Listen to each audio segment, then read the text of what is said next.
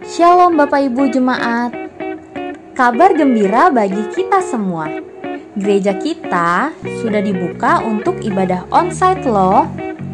Serta sudah mendapatkan QR Peduli Lindungi dari Kemenkes RI.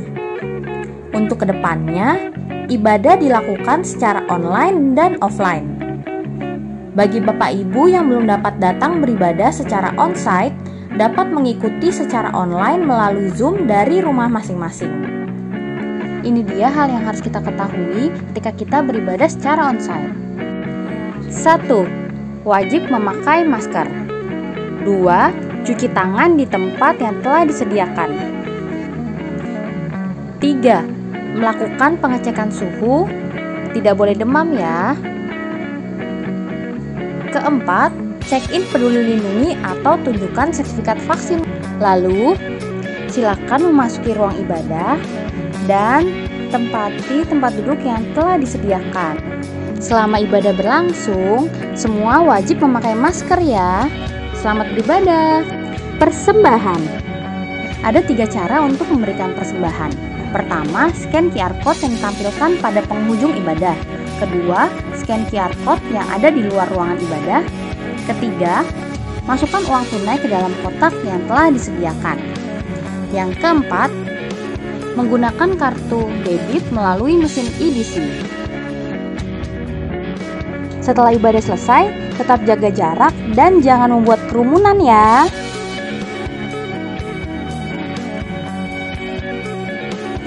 Oh iya, pendaftaran ibadah onsite dibuka setiap hari Kamis melalui WhatsApp ke Saudari Senja atau melalui link pendaftaran yang telah disediakan. Sampai jumpa hari Minggu. Tuhan Yesus memberkati. Shalom, sidang jemaat sekalian. Senang sekali kita berjumpa kembali untuk beribadah bersama-sama, memuji, memuliakan Tuhan di tempat ini ya, secara onsite. Sudah hampir 2 tahun kita nggak berjumpa bersama-sama beribadah, dan mulai hari ini kita akan melakukan secara hybrid. Jadi ada yang onsite, ada yang offline juga gitu ya, ada yang online juga. Baik, kita akan memulai ibadah kita. Silahkan bangkit berdiri jemaat. Kita akan memulai dengan menyanyikan satu pujian dari PPR 1 nomor 184, Kesukaan yang Ceria.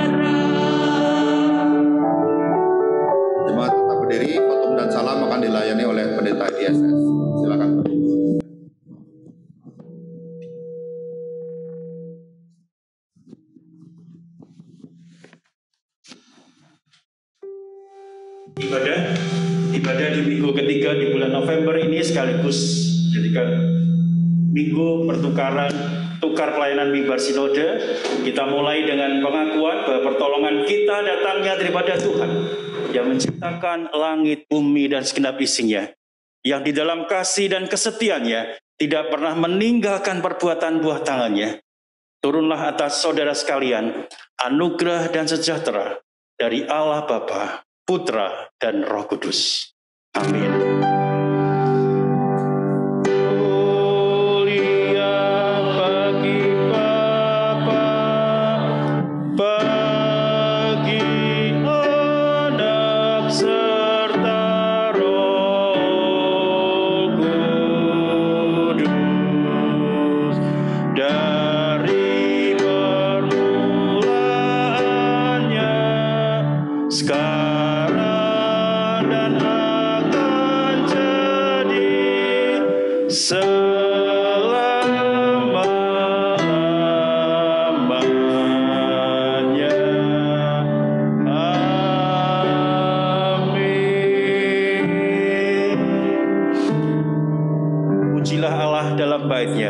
Mazmur untuk korban syukur. Bersorak-soraklah bagi Tuhan ya seluruh bumi. Beribadahlah kepada Tuhan dengan sukacita. Datanglah ke hadapannya dengan sorak-sorai. Ketahuilah bahwa Tuhanlah Allah. Dialah yang menjadikan kita dan punya dialah kita, umatnya dan kawanan domba gembalanya. Masuklah melalui pintu gerbangnya dengan nyanyian syukur, ke dalam pelatarannya dengan puji-pujian. Bersyukurlah kepadanya dan pujilah namanya, sebab Tuhan itu baik, kasih setianya untuk selama-lamanya, dan kesetiaannya tetap turun-temurun. Amin, amin, amin.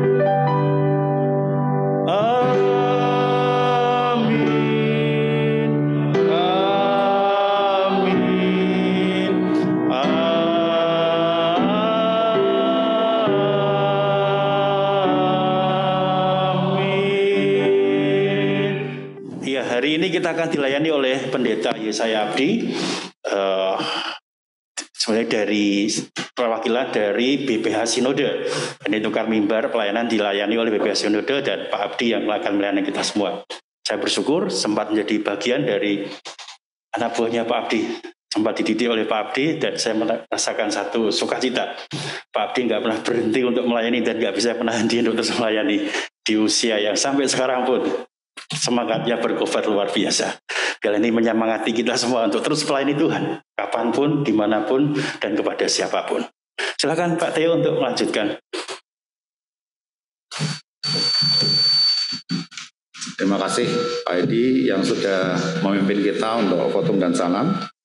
Tema pada pagi hari ini adalah reformasi yang terregenerasi. Nah, ini unik sekali ya temanya ya. Kita akan mendengarkan sama-sama nanti dalam uraian firman Tuhan, apa nih maksudnya gitu.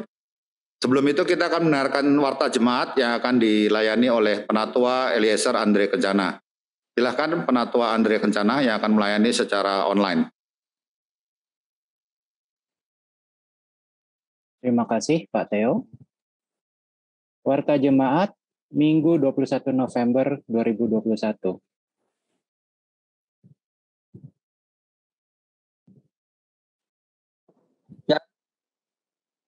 Selamat ulang tahun kepada Ibu Yulia Francisca dan Saudari Seba Ayuningrat pada tanggal 26 November 2021 dan Ibu Laila Sari tanggal 27 November 2021. Warta Komisi Anak. Diberitahukan kepada segenap orang tua bahwa ibadah Komisi Anak hari ini diadakan pada pukul 10 waktu Indonesia Barat melalui Zoom. Pelaksanaan ibadah hybrid. Jadi kita semua sudah bisa menjalankan ibadah secara online dan offline ya Bapak Ibu sekalian. Dan persyaratan untuk beribadah secara offline adalah sudah vaksin minimal dosis 1 kali, memiliki aplikasi Peduli Lindungi, dalam keadaan sehat tidak ada gejala COVID, menggunakan masker, cuci tangan dan diukur suhunya, tidak melakukan kontak fisik seperti jabat tangan, dan setelah ibadah, gereja langsung meninggalkan gereja. Untuk ibadah offline hanya tersedia 65 kursi untuk lantai 1 dan 2. Pendaftaran dilakukan setiap hari sebelum hari Kamis setiap minggunya, bisa melalui Google Form atau melalui Saudari Senja yang nomor WA-nya adalah 0838 9036 8036. Persekutuan doa pagi. Persekutuan doa pagi diadakan pada hari Rabu, tanggal 24 November 2021, jam setengah 7 pagi waktu Indonesia Barat. Pembawa firman adalah Dr. Gigi Monica Grace Agustandi, pemimpin pujian Saudara Nicholas Evan Setiawan, dan pelaksanaan dilakukan melalui Zoom. Persekutuan Komisi Perempuan diadakan pada hari Kamis tanggal 25 November 2021 jam setengah 6 sore waktu Indonesia Barat. Pembawa firman adalah Penatua Priscilla. Temanya Rahel, perempuan yang diberkati. Pemimpin pujian Ibu Deborah Joyce. Pelaksanaan juga melalui Zoom. Persembahan dapat ditransfer ke rekening GKMI Pengharapan Jakarta dengan nomor rekening terlampir atau dengan melakukan konfirmasi kepada Diaken Melisa dengan nomor WhatsApp terlampir. Komsel Youth diadakan pada hari Jumat tanggal 26 November 2021 waktu jam 7 malam waktu Indonesia Barat. Tema Fruit of Spirit, Gentleness. Dibagikan oleh Saudari Sevina dan worship leader-nya adalah Saudari Karin. Slidernya Saudari Tania, laksanaan melalui Zoom. Persembahan diakonia. Pada kebaktian pagi ini diadakan persembahan untuk kas diakonia. Persembahan dapat disampaikan melalui transfer ke rekening GKMI Pengharapan Jakarta dengan nomor terlampir dan konfirmasi kepada Diaken Melisa dengan nomor WhatsApp yang juga terlampir di layar.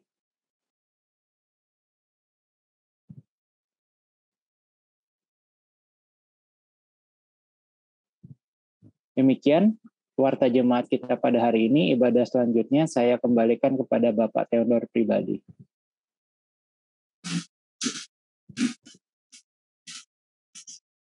Baik, Komisi Bapak mau mengingatkan sekali lagi nanti malam ya, ada Komisi Bapak pukul 7 malam supaya bisa join melalui Zoom.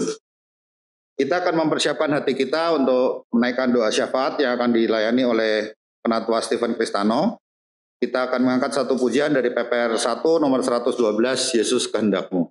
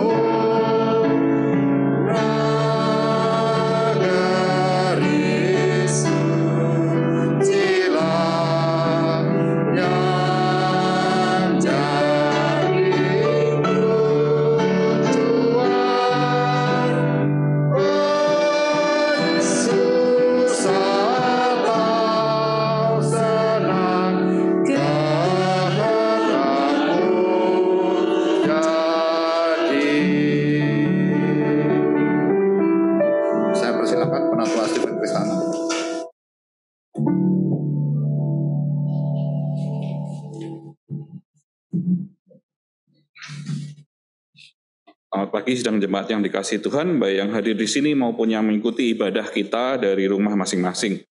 Mari kita satukan hati dan pikiran kita dengan menaikkan doa syafaat, dan nanti di akhir kami akan mengajak kita sekalian bersama-sama untuk menaikkan doa Bapa kami.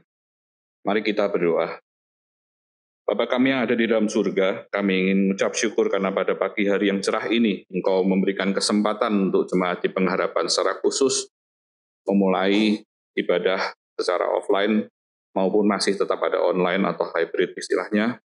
Biarlah kami bersama-sama bisa menghitung hari-hari yang Engkau berikan bagi kami, walaupun telah hampir 2 tahun kami harus bergulat dengan kondisi pandemi dan corona yang ada di dunia ini. Tapi kami mengucap syukur jika Engkau menyertai kami hingga hari ini adalah merupakan kehendak-Mu saja. Kami berdoa untuk kebaktian dan pelayanan hari ini, biarlah semuanya dapat berjalan dengan baik dan lancar. Kami juga berdoa untuk jemaat yang lanjut usia ataupun lemah tubuh, untuk kesehatan dari isi jemaat-Mu di sini, biarlah Engkau bersama-sama menyertai mereka.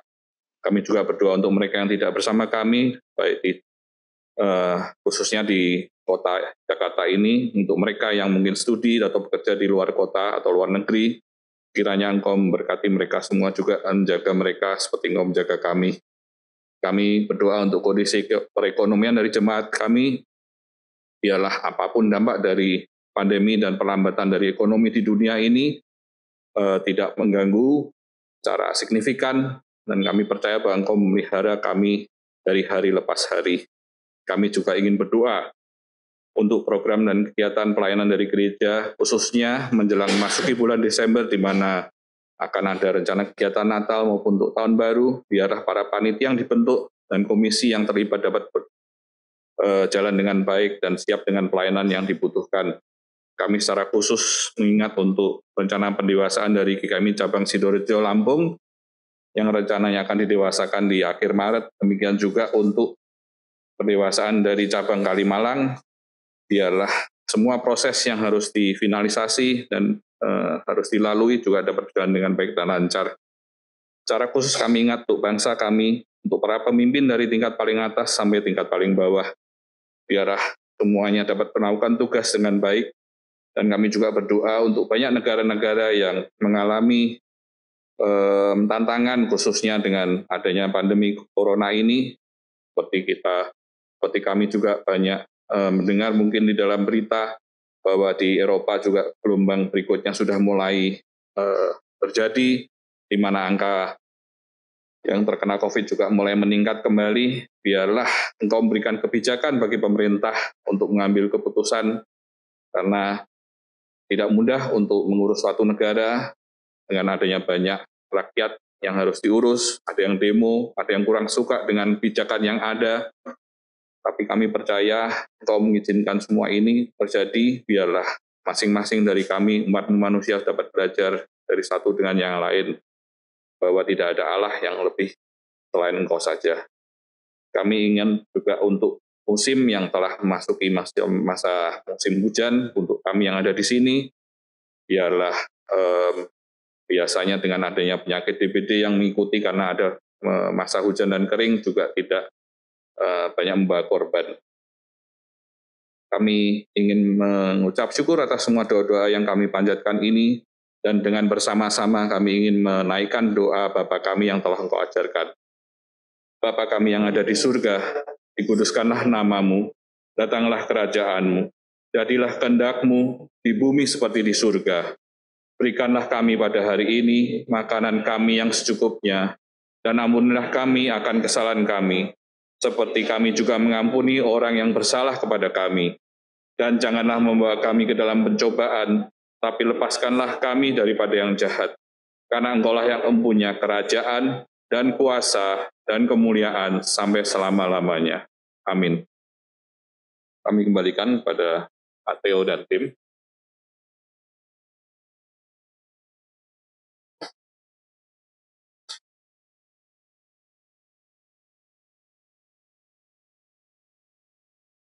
Terima kasih Penatua Stephen Kristano untuk pelayanannya. Kita akan mempersiapkan hati kita, pikiran kita untuk mendengarkan firman Tuhan. Kita akan mengangkat satu pujian Tuhan jadilah penglihatanku. Pada bait yang keempat, jemaat yang onsite boleh bangkit berdiri.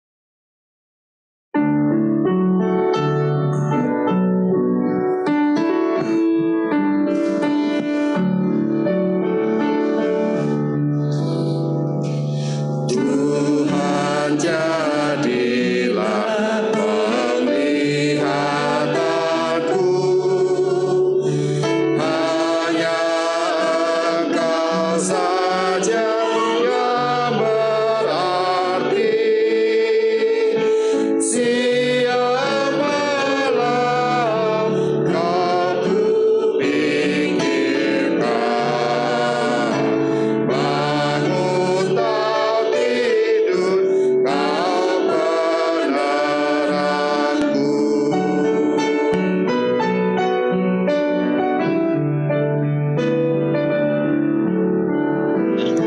Tuhan jadi pedoman hidupku,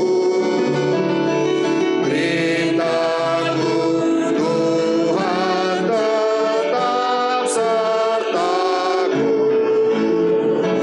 Engkau Bapa, aku anakmu, Kau di dalamku, ku di dalammu.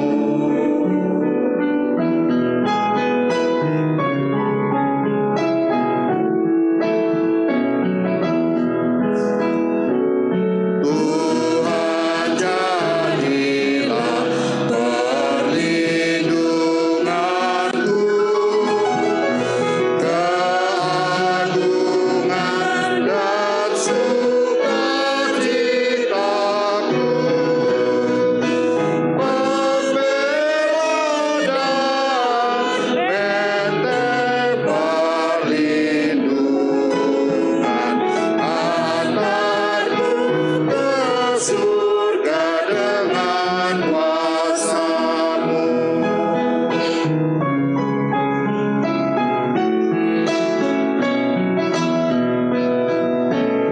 Harta dan puji akan ku cari, hanya Tuhan milik pusakaku. Hanya Engkau pertama dan utama, Raja di Raja kesayanganku. Firman Tuhan akan disampaikan oleh hambanya Pendeta Yesaya Abdi dari Nehemia 13 ayat 1 sampai 31. Sebelum itu firman Tuhan akan dibacakan oleh Ibu Rita. Kami persilakan Ibu Rita untuk memimpin doa lalu membaca ayat firman Tuhan yang akan menjadi bekal buat kita merenungkan firman Tuhan bersama-sama. Kami persilakan.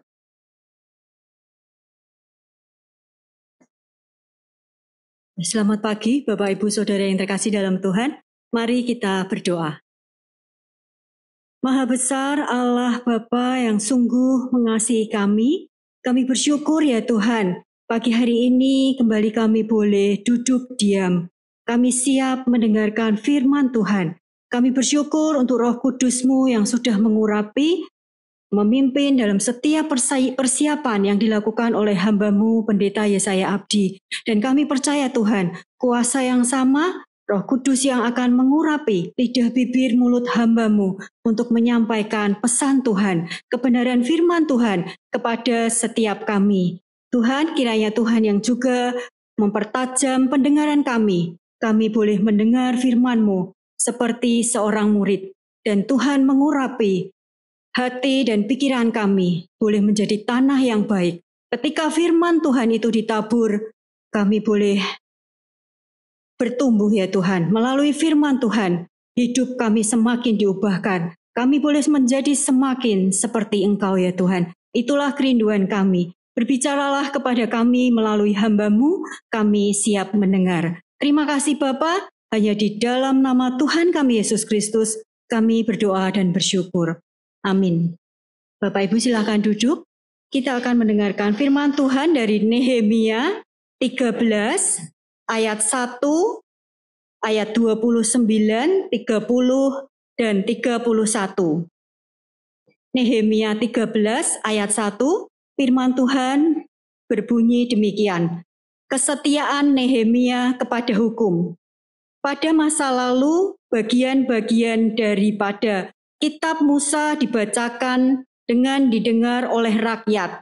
Didapati tertulis dalam kitab itu bahwa orang Amon dan orang Moab tidak boleh masuk jemaah Allah untuk selamanya. Ayat 29, Ya Allahku, ingatlah bagaimana mereka mencemarkan jabatan imam serta perjanjian mengenai para imam dan orang-orang Lewi. Kutahirkan mereka dari segala sesuatu yang asing dan kutetapkan tugas-tugas untuk para imam dan orang-orang Lewi, masing-masing dalam bidang pekerjaannya. Pula kutetapkan suatu cara untuk menyediakan kayu api pada waktu-waktu tertentu dan untuk hasil-hasil yang pertama. Ya Allahku, ingatlah kepadaku demi kesejahteraanku. Amin. Silakan Pak Abdi.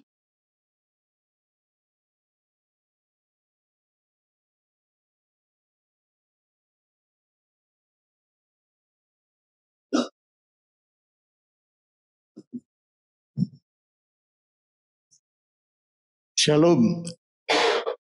Saya membawa salam kepada saudara-saudara sekalian. Yang pertama dari BPH Sinode GKMI. Seperti tadi disebutkan, saya menjadi bagian daripada BPH Sinode. Saya juga membawa salam dari majelis dan jemaat dari GKMI Hidup Baru. Itulah sebabnya saya memakai masker ini. Ini adalah masker yang diberikan oleh GKMI Hidup Baru pada waktu terjadi ulang tahun gereja. Nah, saudara-saudara, saya sangat senang dengan kesempatan ini. Saya tentu senang bertemu dengan saudara-saudara sekalian. Saya senang melihat Pak Dhani, melihat Ibu, melihat Pak Stephen tadi. Saya tadi agak kaget kebaktian komisi Bapak Stephen Kristano. Pak Stephen sudah Bapak. Ya, begitulah. Jadi saya senang sekali bertemu Pak Stephen. Bertemu tentunya dengan saudara-saudara yang lain. Ya, banyak sekali. Saya senang bertemu Pak Thomas. Ya, begitulah. Ibu Winda, begitu. Nah, saya senang juga karena bertemu Pak Edi dan Ibu. Dan saya senang karena terjadi persekutuan atau kerjasama yang sangat baik di antara Pak Edi dan Ibu dan jemaat di sini. Betul ya Pak Bu? Jempolnya 2. Hebat. Jadi saya bersuka cita. Ya, saya merasa saya melihat Pak Edi ini, Pak Edi yang ceria. Karena Pak Edi sepertinya mendapat keleluasaan untuk mengembangkan potensi yang ditaruh Tuhan di dalam dirinya. Dan hari ini membuktikan. Hari ini adalah pertama kali ibadah on-site dengan menggunakan perlengkapan komunikasi yang canggih. Berapa juta habis untuk membeli itu? Ya. Oke, jadi sangat banyak dana dipakai untuk perlengkapan komunikasi pada saat ini. Dan Pak Edi adalah orang yang bisa men-setting itu dan menggunakannya. Jadi saya rasa kalau saya teropong ini, Pak Edi bersuka cita. Betul ya Pak Edi? Bersuka cita atau menyesal? Ya, betul. Mengapa saya bersuka cita? Karena pada waktu yang lalu pada suatu saat, Pak Rupiantono, Abdi GKMI mengharapkan membutuhkan hamba Tuhan. Tuhan taruhkan nama Pak Edi di dalam hati saya. Jadi saya menawarkan Pak Edi, minta maaf ya. Saya menawarkan nama Pak Edi kepada Pak Anton Porbiantono. Dan ternyata itulah yang terjadi. Jadi saya memuji Tuhan, saya ikut bergembira dengan semua apa yang terjadi. Nah, saudara-saudara, pagi ini tema firman Tuhan adalah tema firman Tuhan reformasi yang tergenerasi. Ya, ini tema yang tidak mudah dipahami. Terregenerasi atau tergenerasi. Oke, yang tertulis adalah seperti ini. Tapi kira-kira maksudnya adalah juga yang terregenerasi. Kalau yang terregenerasi itu yang diregenerasikannya reformasinya ya. Oke, baik saudara-saudara, terlepas dari itu. Nah, sangat menarik untuk diperhatikan. Saya kemudian teringat kepada apa yang terjadi pada tanggal 31 Oktober 1517. Itu saya agak sulit bernafas. Terima kasih. Mungkin karena faktor U. Nah, saudara-saudara, jadi 1517 adalah tahun yang kita kenal sebagai tahun reformasi gereja. Tepatnya tanggal 31 Oktober 1517, Martin Luther mencanangkan 35 dalil di gereja Wittenberg. Nah, dari situlah kemudian kita mendengar berbagai istilah sola. Sola itu artinya tunggal, satu. Sola gratia, sola scriptura, sola fide. Ya, hanya iman, hanya Alkitab, dan hanya anugerah. Kemudian kita mengerti nama Soli Deo Gloria. Nah, saudara-saudara, dari situlah kemudian timbul istilah yang lain, yaitu Semper Reformata, Ecclesia Reformata, Semper Reformanda. Artinya bahwa gereja yang mengalami transformasi akan menjadi gereja yang terus-menerus perlu mengalami di reformasi. Nah, saudara-saudara, seperti itulah juga yang terjadi dengan Nehemia. Kita mengerti bahwa Nehemia adalah nabi yang hidup seangkatan dengan Esra dan Maleaki. Pada zaman Esra, maka bait Allah itu dibangun kembali. Kemudian pada zaman Nehemia, maka bait Allah itu, maka tembok kota Yerusalem menjadi yang dibangun. Nah, kalau kita membaca pasal 1 sampai dengan pasal yang ke-12, maka kita melihat proses pembangunan itu. Dan memang Nehemia adalah orang yang sangat hebat, yang sangat kemudian cocok untuk dipakai oleh Tuhan. Nah, saudara-saudara,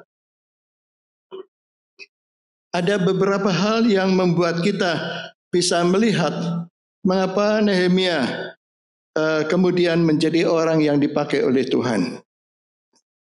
Kita bisa melihat kalau saudara-saudara membaca dari Nehemia pasal 13 bahwa pada waktu itu Nehemia disanggupkan Tuhan untuk melihat kebutuhan daripada masyarakat, kebutuhan daripada bangsa Yahudi pada waktu itu. Nah, kalau saudara-saudara melihat dari kitab Nehemia pasal 1, saudara-saudara akan bisa melihat bagaimana Nehemia menerima berita tentang keadaan orang yang berada di Yerusalem. Pokoknya hancur, jadi mereka susah hidupnya. Dan pada waktu itulah maka kita melihat Nehemia begitu sedihnya begitu sedihnya sehingga dia berpuasa, berhari-hari dia berpuasa. Sampai kemudian singkat cerita, dia menjadi penyaji minuman raja. Dan raja melihat dia sedih. Kenapa kamu sedih? Bagaimana aku tidak sedih karena bangsaku menderita? Maka kemudian apa yang mesti aku lakukan? Maka dia berdoa kepada Tuhan. Dan dia kemudian singkatnya cerita diutus untuk pergi ke Yerusalem. Membangun tembok Yerusalem itu. Tembok Yerusalem terbangun. Sebelumnya Bait Allah zaman Esra sudah terbangun. Tetapi kemudian kita melihat bahwa di dalam pasal 13 inilah kita melihat Nehemia menemukan bahwasanya masyarakat atau umatnya yang sudah ditata sedemikian rupa pada waktu itu ternyata kemudian timbul masalah-masalah baru. Nah, saudara-saudara, ada berbagai masalah yang kita bisa temukan. Saya menulis di Warta Jemaat ini adalah satu, menemukan dan mengeksekusi kebenaran baru.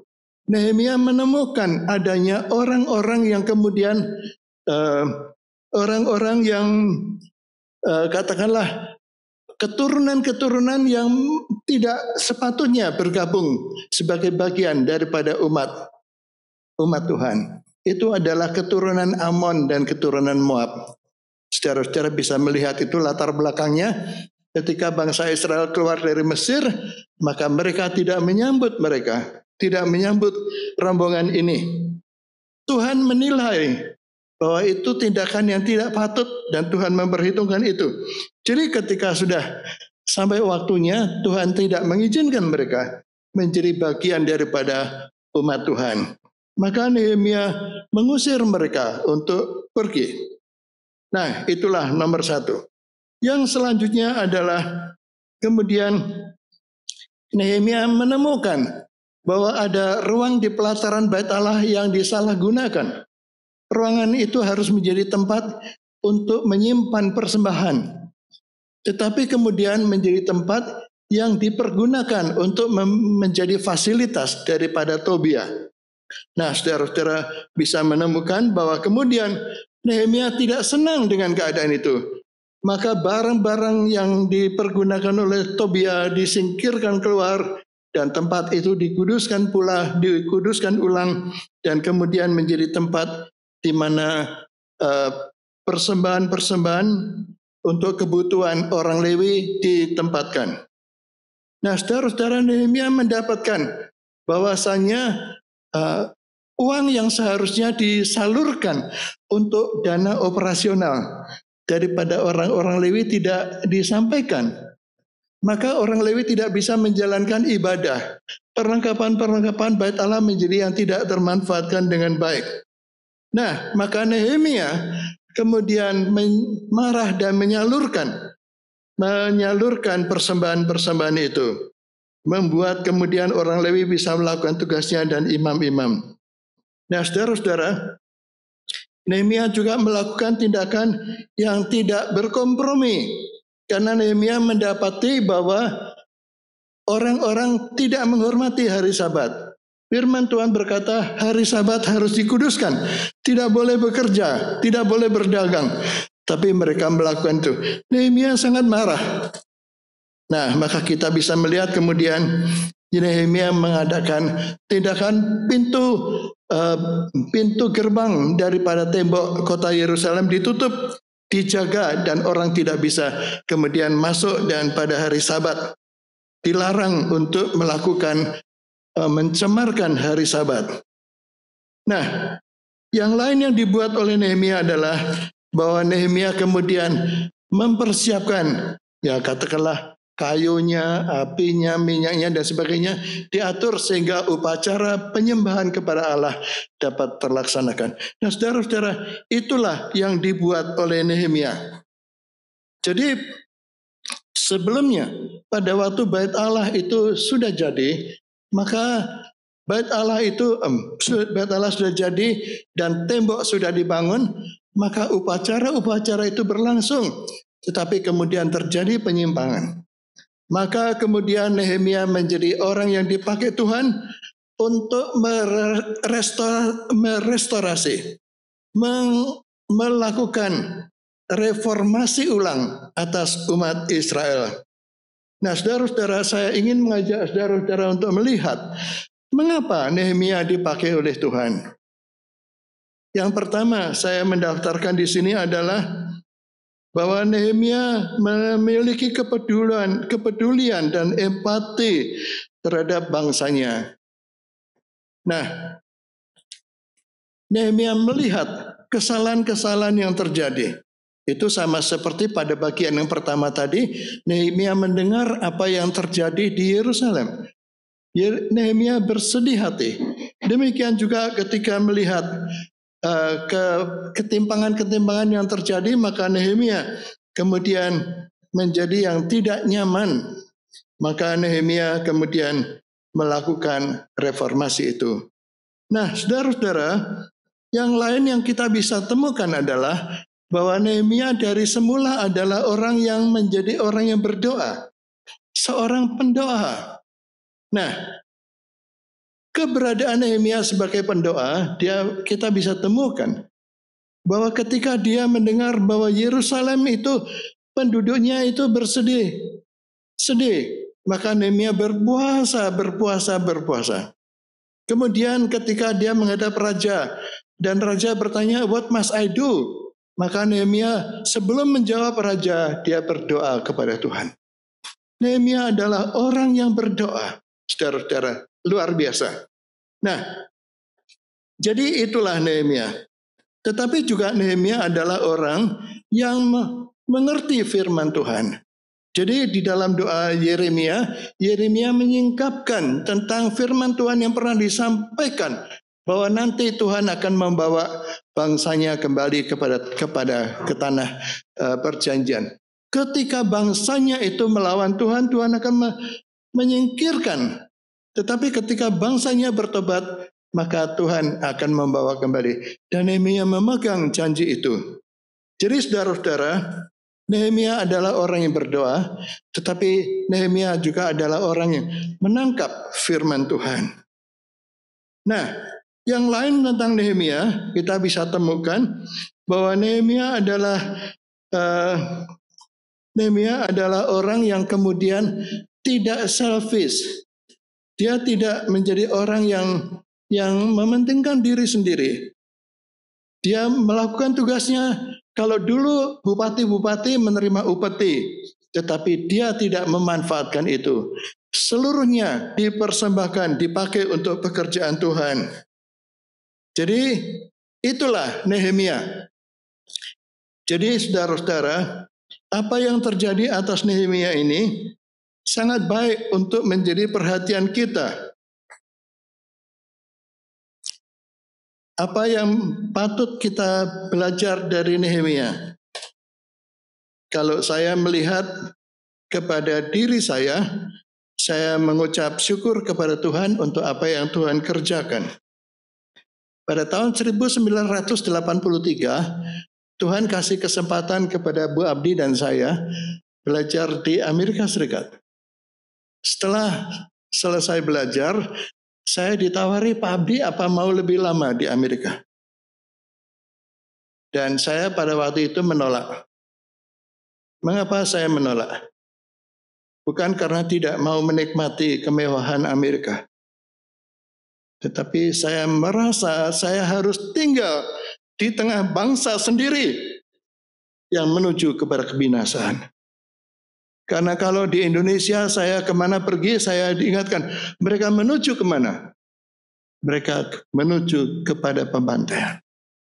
Itulah firman Tuhan. Jadi saya menolak untuk tinggal lebih lama di Amerika Serikat. Nah, saudara-saudara, dan saya bersyukur kepada Tuhan bahwa kemudian Tuhan memberi saya sampai sekarang juga pengalaman itu untuk melihat kebutuhan bangsa-bangsa dan kebutuhan masyarakat kita. Kalau saudara-saudara mengikuti Muria berdoa, maka setiap pagi saudara akan menerima daftar satu suku bangsa di Indonesia ini yang perlu didoakan. Dan beberapa minggu terakhir bukan hanya satu suku bangsa di Indonesia yang disebut sebagai Unreached People Group. Hari ini kita berdoa untuk suku bangsa di Kalimantan. Tetapi juga suku bangsa di bangsa-bangsa yang lain. Saya sangat senang bertemu dengan satu bapak namanya Pak Bimo. Pak Bimo itu hamba Tuhan di GKMI Immanuel. Saya pada suatu saat merasa, ini pokok doanya perlu ditambah kepada bangsa-bangsa yang ada di luar negeri. Tuhan, siapa kira-kira yang bisa dimintai tolong untuk melakukan ini? Tuhan taruhkan di dalam hati saya Pak Bimo, saudara-saudara. Dan kemudian saya menghubungi dia.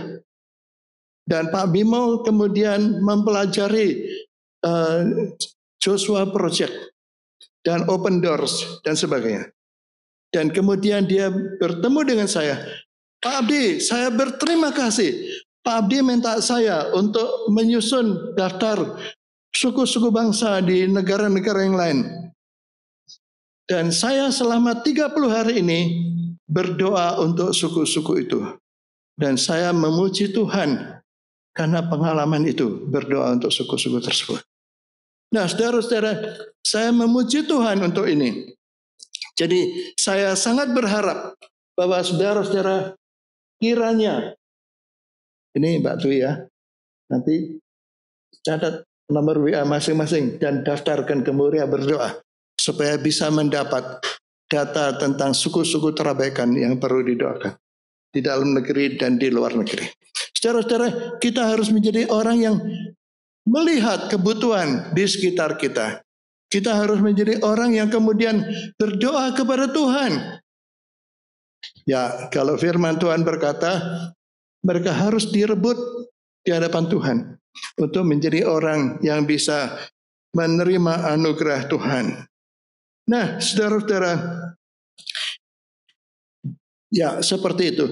Dan saya mengucap syukur bahwa Tuhan juga menjadi Tuhan yang menggiring saya untuk terus-menerus mendengar atau berdengar-dengaran dengan firman Tuhan.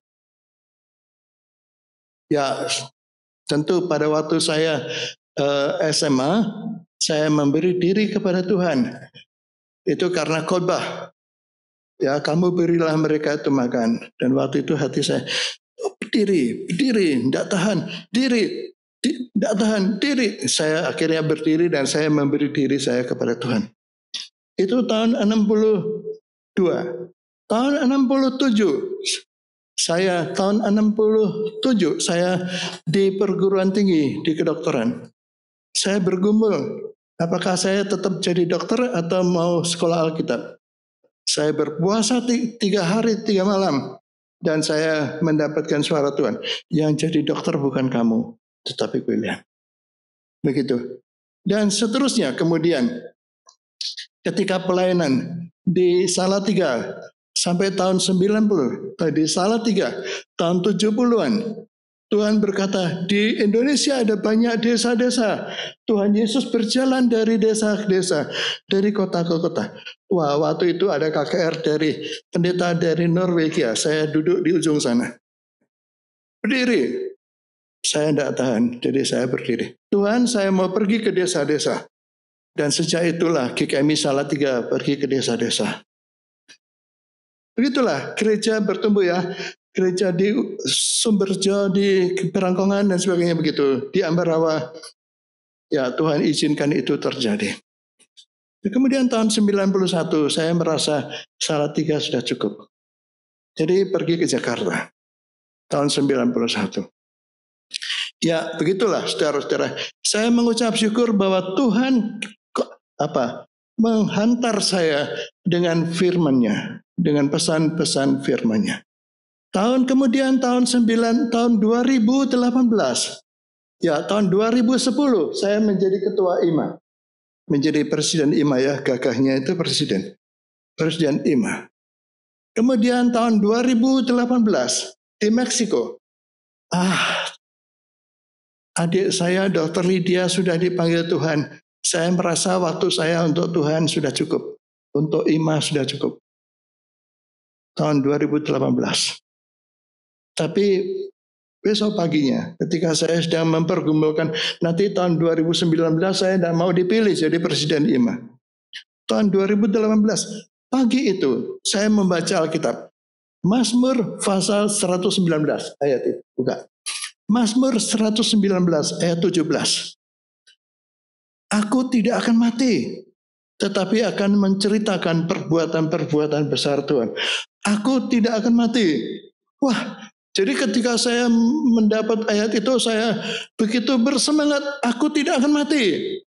Jadi saya sudah bilang sama teman-teman nanti kalau di Kenya saya tidak mau dipilih lagi. Maka saya berkata, nanti kalau kamu mau pilih saya terbuka untuk itu. Kalau memang dipilih. Dan saya dipilih secara aklamasi di Kenya. Begitu. Tahun 2019 ada sidang Raya Sinode. Pak Daniel Trihandoyo itu ketua nominasi. Panitia nominasi, Pak Abdi dicalonkan jadi pengurus BPH. Umur saya sudah tidak lagi muda, katakanlah begitu. Tapi kemudian saya dapat ayat firman Tuhan dari kitab Hakim-Hakim pasal 2 ayat 7. Pak, tolong Pak dibaca Pak. Hakim-Hakim pasal 2 ayat 7. Pak Edi sudah siap? Oke.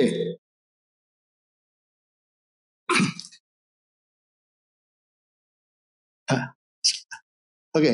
Dan bangsa itu beribadah kepada Tuhan sepanjang zaman Yosua dan sepanjang zaman para tua yang hidup terdapat daripada Yosua. Ya. Dan yang telah melihat dan perbuatan mereka yang dilakukan Tuhan. Oke. Jadi bangsa Israel takut sama Tuhan sementara Yosua masih hidup. Atau sementara orang-orang yang seusia dengan Yosua masih hidup. Yang melihat perbuatan-perbuatan Tuhan pada masa yang lalu. Ayat itu berkata kepada saya, hei, ini mumpung kamu masih hidup. Kira-kira begitu. Ini mumpung kamu masih hidup. Jadi saya ingat, masih ada saya, ada Pak Andreas Kresande, ada Pak Yahya Krismanto, ada Pak Edi Paimun, katakanlah begitu. Orang-orang yang punya hati Injil, begitu, yang mengerti dulu program Sinode 131. Dalam 1 tahun, 1 gereja merintis 1 jemaat baru. Itu program Sinode pada waktu itu. Nah, saudara-saudara, jadi itulah ayat firman Tuhan. Saya mengucap syukur untuk ayat firman Tuhan yang menggiring hidup saya. Nah, ya begitulah. Jadi kemudian saya terpilih di Kenya untuk menjadi presiden IMA. Ya, dan seterusnya dan seterusnya. Maksud saya adalah saya mengucap syukur bahwa Tuhan menghantar saya dengan firman Tuhan. Nah, dan memang kemudian kalau kita melihat kepada Nehemia, maka Nehemia menjadi orang yang tidak selfish. Minta maaf kalau saya cerita bahwa dalam hal ini saya mengucap syukur sama Tuhan. Bahwa seperti yang terjadi pada tahun 64. Waktu saya membuat keputusan memberi diri sama Tuhan. Ya, saya bersama dengan papinya Stephen hadir di Kempa di Pati. Ya, saya maju ke depan, saya menangis di hadapan Tuhan. Tuhan, apa saja yang Tuhan berikan, baik itu waktu adalah Tuhan punya. Baik itu duit adalah itu Tuhan punya. Baik kepintaran itu adalah Tuhan punya. Pokoknya segala sesuatu adalah untuk Tuhan. Dan saya mengucap syukur karena komitmen itu menjadi yang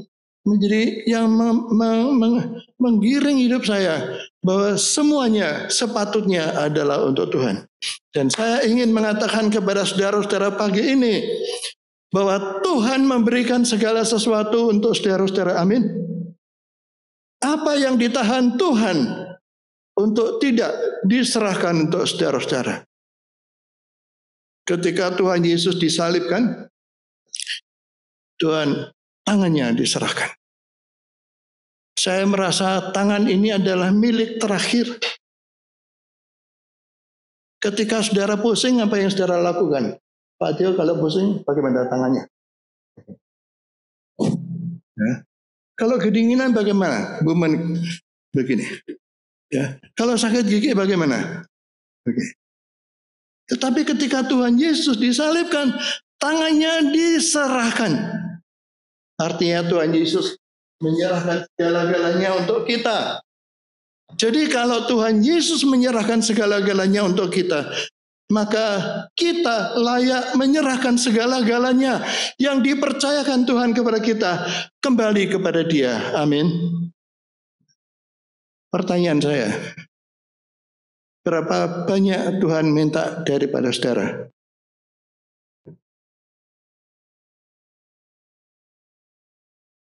Berapa banyak Tuhan minta daripada saudara-saudara? 10%? Tidak. Tuhan minta semuanya. Tuhan minta semuanya. Maka berikan semuanya untuk Tuhan. Yang terbaik adalah untuk Tuhan. Nah, saudara-saudara, jadi Nehemia tidak selfish, dia ya seperti itulah. Jadi maksud saya, ya kita layak untuk memberikan kepada Tuhan yang terbaik kepada Tuhan. Nah, saudara-saudara, apa yang lain? Yang lain adalah bahwa Nehemia menjadi orang yang ketika ada bujukan, wah jangan bangun, wah nanti kamu akan diserang dan sebagainya. Maka Nehemia berkata, aku mempunyai tugas yang besar. Diam kamu, aku sedang melakukan pekerjaan yang besar. Saudara-saudara, kita harus menjadi orang yang terus berfokus kepada tujuan. Berfokus kepada tujuan. Dan ini yang saya ingin katakan. Gereja ada karena misi. Ya, gereja ada karena misi. Tetapi gereja ada untuk misi. Saudara-saudara harus mengerti ini. Gereja ada karena misi. Tetapi gereja ada untuk misi. GKMI Pengharapan juga. Bersyukur dulu Pak Dani ini di Rawamangun. Begitu. Bu Dani di Rawamangun. Begitu. Ya, mengucap syukur untuk orang-orang yang dipakai Tuhan. Oke. Nah, gereja ada, GKMI Pengharapan ada karena misi. Tapi biarlah kita tahu bahwa GKMI Pengharapan ada adalah untuk misi. Gereja yang tidak melakukan misi, gereja yang tidak terus-menerus mengabarkan Injil adalah gereja yang akan tidak berlayak disebut sebagai gereja Injili. Jadi gereja ada karena misi dan gereja ada untuk misi. Minta maaf.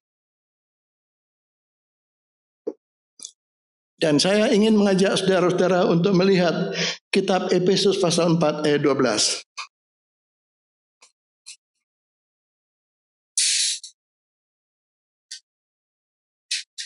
Efesus pasal 4 ayat 12.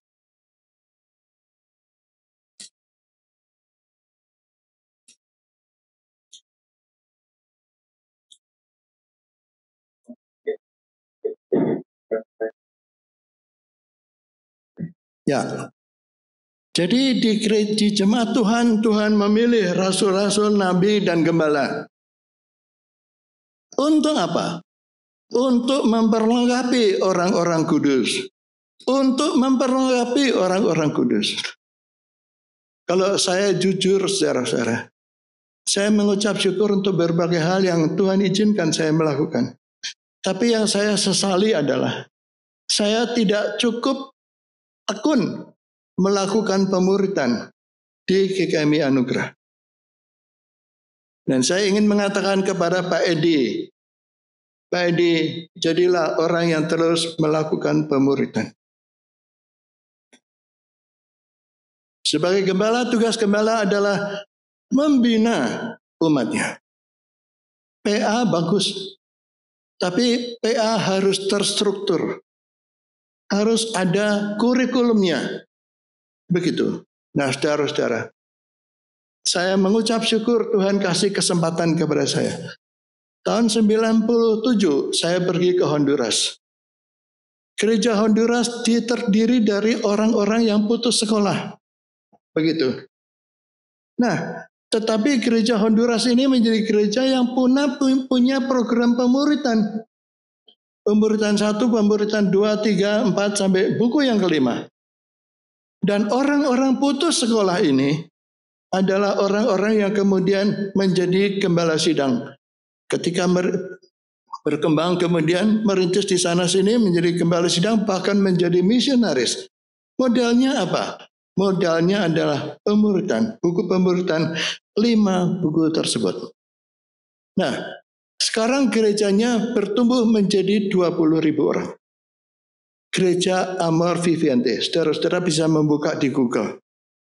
Yang kedua adalah gereja GBI Keluarga Allah. Saudara tahu pemimpinnya siapa? Pendeta Obaja Tanto. Obaja Tanto itu orang yang tidak lulus SMA. Ya. Pada suatu saat sakit, rambutnya rontok. Berdoa sama Tuhan, Tuhan tolong Tuhan, rambut saya rontok, kira-kira begitu ya. Kalau saya sembuh, saya mau melayani Tuhan. Rambutnya tumbuh kembali. Kemudian ditanya temannya, kamu tumbuh ya rambutmu? Ya, diobati. Ketika bilang diobati, rambutnya rontok lagi. Ya, begitu. Saudara bisa lihat itu di Google. Dan akhirnya dia memberikan hidupnya. Tahun 2004 saya pergi ke Solo, ikut di dalam pembinaan gereja itu. Punya buku pembinaan, Aku Pasti Selamat dan sebagainya dan sebagainya.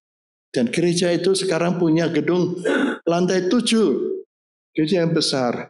Dan menjadi gereja yang anggotanya lebih dari 20.000 orang. Wow, saudara. Apa artinya?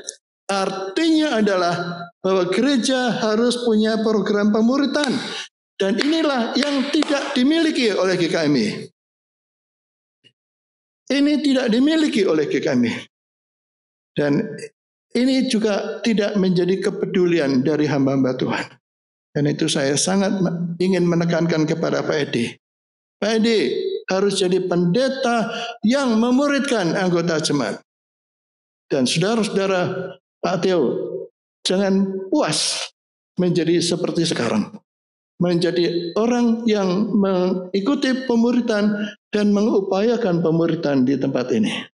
Oke, seperti itu. Nah, saudara-saudara, kita membaca kitab Efesus, kitab Kolose. Kolose pasal 3. Kolose pasal 3 ayat yang ke-9 dan 10. Jangan lagi kamu saling mendustai karena kamu telah menanggalkan manusia lama serta kelakuannya dan telah mengenakan manusia baru yang terus-menerus diperbaharui untuk memperoleh pengetahuan yang benar menurut gambar kaliknya. Jadi kita mengucap syukur bahwa kita yang percaya Tuhan Yesus kita dijadikan baru. Tetapi ayat firman Tuhan ini mengatakan bahwa kita perlu menjadi orang yang terus-menerus diperbaharui. Yang terus-menerus diperbaharui. Oleh karena itu, mari kita menjadi orang yang mengizinkan Tuhan memperbaharui kita. Menjadilah orang yang minta Tuhan untuk melihat kebutuhan di sekitar kita. Menjadilah orang yang mau mendengar pesan Tuhan apa yang sepatutnya kita lakukan. Menjadilah orang yang kemudian berdoa kepada Tuhan. Menjadilah orang yang kemudian mempunyai tujuan satu, Tuhan, supaya melalui hidup saya. Firman Tuhan berkata, mari ikutlah aku jadikan kamu apa? Penjala manusia. Itulah panggilan Tuhan dalam hidup kita. Mari ikutlah aku jadikan kamu penjala manusia. Ya, minta maaf. Itulah firman Tuhan. Kita semua dipanggil untuk menjadi penjala manusia. Kita akhiri dengan Efesus pasal 2 ayat 10.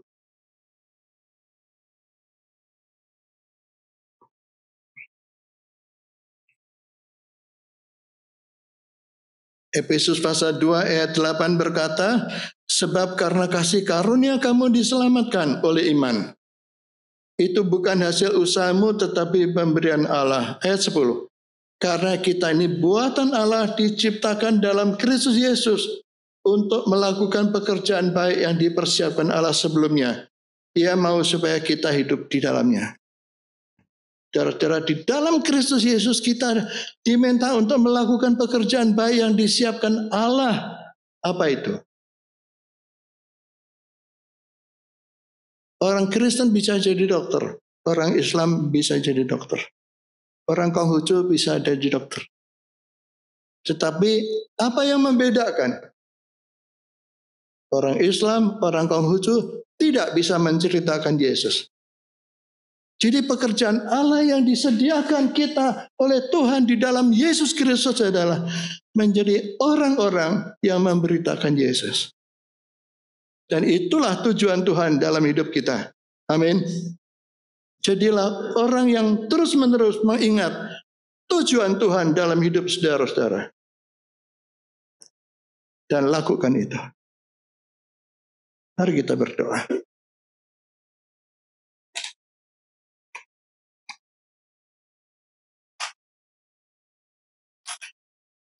Saya ajak saudara-saudara meletakkan tangan di dada. Pak Edwin, mari menyanyi Adapun hidupku ini bukannya aku lagi.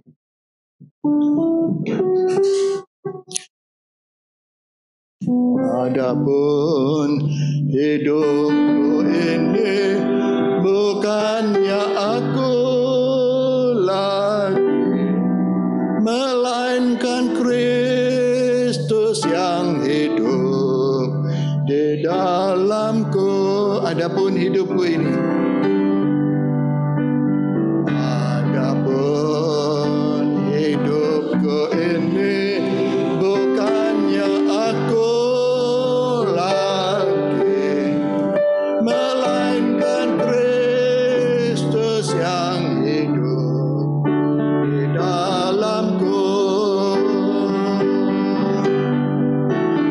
Tetapi hidup yang sekarang aku hidup di dalam tubuh ini, aku hidup di dalam iman kepada Anak Allah yang mengasihi aku dan yang menyerahkan dirinya karena aku.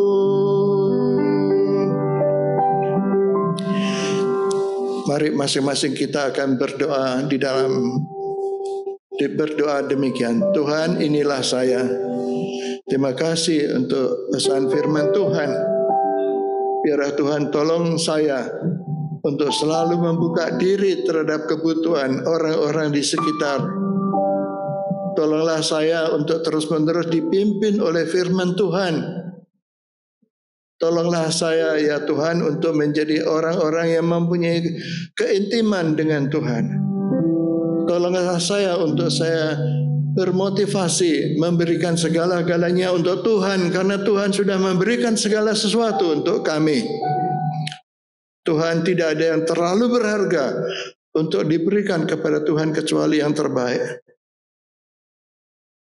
Tuhan, Engkau tidak minta banyak, tetapi Engkau minta semuanya. Terima kasih Tuhan, biar Engkau menolong kami, menolong saya untuk berfokus kepada panggilan Tuhan, kepada agenda Tuhan, rencana Tuhan di dalam kehidupan saya. Ketika Tuhan memanggil murid-murid, Tuhan Yesus berkata, marilah ikut aku. Aku jadikan kamu penjala manusia. Tuhan, beri kami kepekaan, berikan kami kesanggupan untuk mengerti pesan firman Tuhan itu. Dan beri kami kesanggupan untuk melakukannya. Terima kasih Tuhan. Terima kasih. Di dalam nama Tuhan Yesus kami berdoa. Amin. Amin. Ya, saya kembalikan kepada Pak Tio.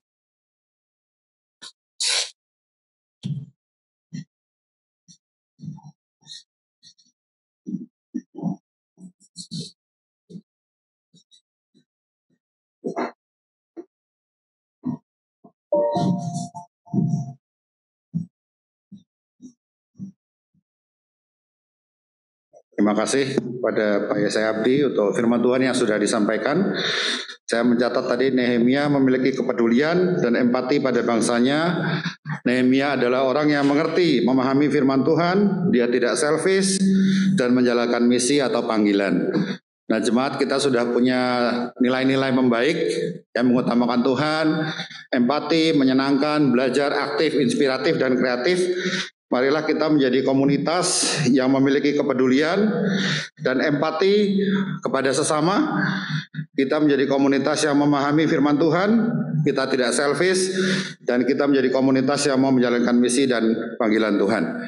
Kita akhiri ibadah kita dengan menyanyikan satu pujian dari PPR 1 nomor 177, Serikat Persaudaraan. Pada bait ketiga kita bisa bangkit berdiri yang ada di onsite.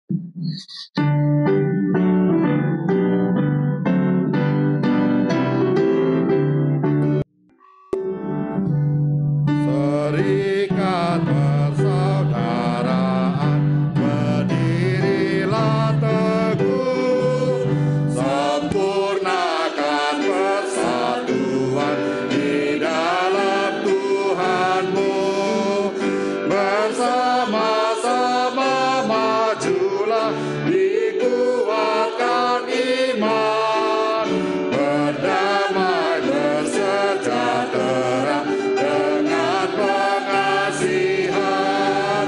Serikatmu tetap teguh di atas alasan, yaitu satu Tuhanmu dan satulah iman, dan satu juga baptisan, dan Bapa satulah, yang olehmu sekalian dipuji disembah, dan masing-masing kamu pun diberi anugerah,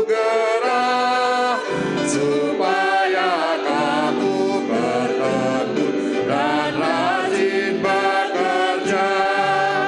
Hendaklah hatimu rendah, tahu Tuhan memesan, cepat menurut firman-Nya, berkasih-kasihan.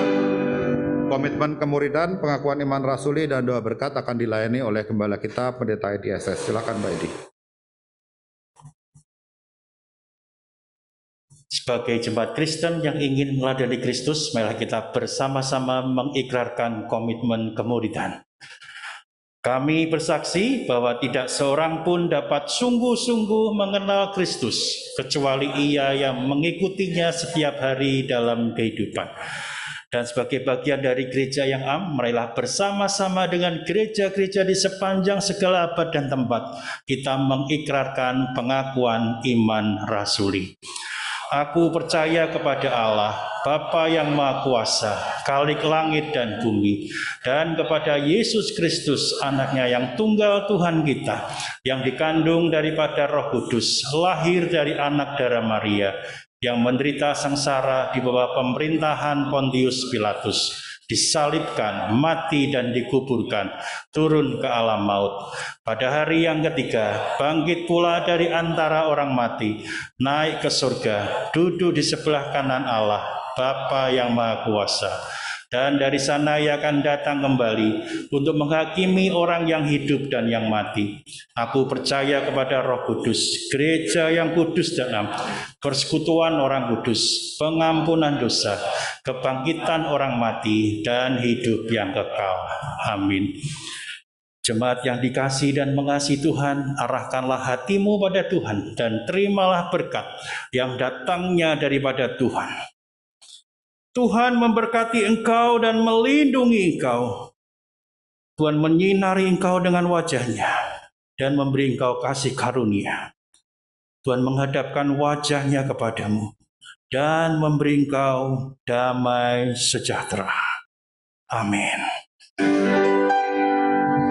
Kepada Allah beri puji, semua makhluk di bumi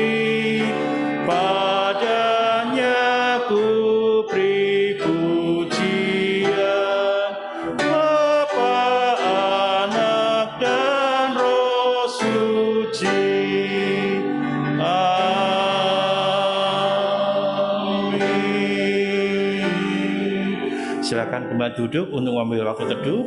Tuhan memberkati.